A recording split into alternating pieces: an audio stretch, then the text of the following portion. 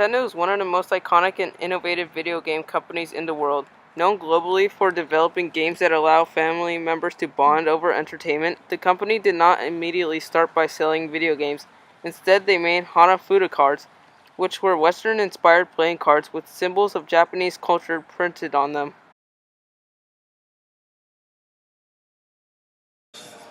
Well, I think that besides the drastic change in marketing and just branding as a whole, I think it is still really interesting to know about their original roots.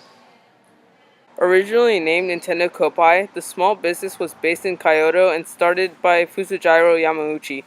In the 1800s, Nintendo's playing card innovation brought entertainment all over Japan. Other products from the company included love hotels and clothing, but none of these had any real success, which is why today nobody remembers them. When Fusujiro Yamauchi and his card game became popular in Japan, it sparked the idea to expand globally. In 1959, Nintendo struck a deal where they were able to print Disney characters on their cards. This enabled the business to tap into the entirely new market. The playing cards were regarded almost exclusively as a device for gambling.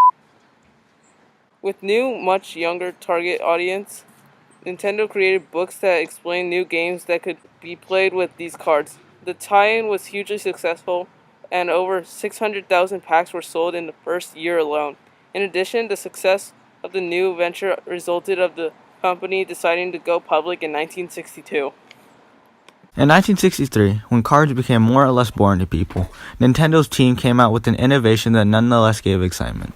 They gave an evolution of entertainment onto each person who finds themselves bored to the limit where they could do anything that may seem entertaining.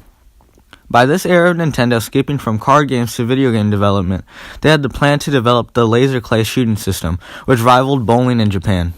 Nintendo translates into the English dictionary as nin, meaning entrusted, and Nintendo as also defined as heaven. This was translated into the company instilling trust and value in their products. The company's first game was released in 1975 and was called EVR Race. It was closely followed by others, including a little game by the name of Donkey Kong. The hugely successful ape-centric game was released in arcades as well as on the Atari 2600 and Television and ColecoVision. In addition to this, the company began experimenting with handheld video games such as Game & Watch. In 1981, Nintendo took their action to great limits, developing a game sensation that filled all arcades across America and Japan. The reason for this was an arcade game known as Donkey Kong, introduced by Shigeru Miyamoto, the creator of Super Mario. Developed a game where a red and blue man, referred in the game as Jumpman, later known as Mario, had to climb up multiple ladders and leap over barrels thrown by the big gorilla, Donkey Kong. And the player had to reach the top, completing the game and being rewarded by saving the girl on top that was captured. Tired of creating ports for other systems, Nintendo decided to branch into the realm of console development in 1983. The result was the Famicom, which was released exclusively in Japan. Once Nintendo's dominance in the industry was recognized, the company began turning out inspiring new creations, from the handheld Game & Watch game series to the family computer for home gaming to the smash hit that was the Game Boy. The company's success continued in the late 80s, thanks to the release of Super Nintendo, which also helped kick off the infamous battle of rival Sega. With more and more ideas shrinking moving into the 90s, Nintendo began to lose its popularity for video games and consoles. They began expanding vigorously to come up with ideas of going from 2D into 3D. In 1964, when Super Mario was released for the Nintendo 64, Nintendo transitioned from the second dimension to the third. Nintendo by this time had taken 2 years to develop a game that received mixed reviews. However, this didn't stop Nintendo and their legacy of video games. Longtime developer Shigeru Miyamoto introduced a new project with Nintendo in 2006 called the Wii. The Nintendo Wii was released in the N64, but instead featured more upgraded. It ran smoother, the texture of the game were cleaner, and also gave the chance of the family members to take a chance of experiencing more of what children see. It became the ultimate family-friendly experience.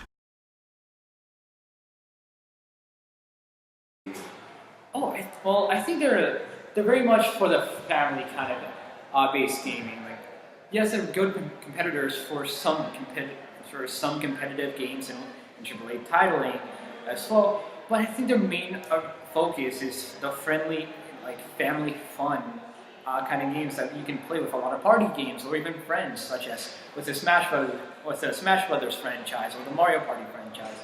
And I think they really influence a lot of people's like childhoods and were a lot of people's introduction into gaming as a whole. Scientific and technological advancements did in fact lead to progress in the case of Nintendo.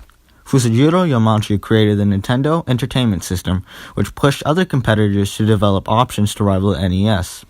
That motivation to become the industry leader in this revolutionary new form of entertainment made all of those involved better at their craft and continued to push the boundaries of what video games could become. It set the benchmark for advancements in technology and helped build a foundation for the future of tech design.